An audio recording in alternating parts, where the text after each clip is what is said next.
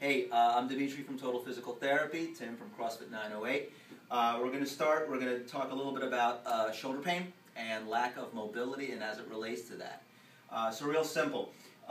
Somebody with a right shoulder problem, you need to have full internal rotation and full external rotation in order to be able to exercise without pain. And what's going to happen is if you have a limitation in internal rotation, you're going to have to get that by pushing the shoulder up.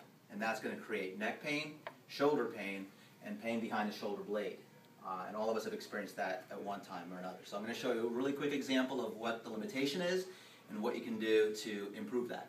So Tim, let's get you lying on your back. I'll put the head over here, actually. And normally you should be able to go all the way down. Let's go over to the left. And if I have him go back this way, he's able to do that really well. Now, if I block his shoulder and allow him to go forward, that's all he's got right there.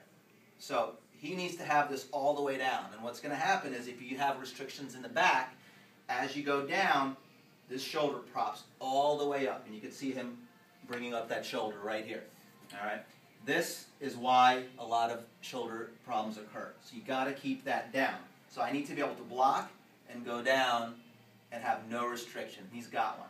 So what we can do is a really quick drill to try to increase mobility in the back of that shoulder.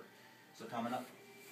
So what you do is you bring right hand over the shoulder, elbow up, and you place the ball right in the crease of the, almost like the top back of the armpit area. So what it's going to be like, it's going to be right there.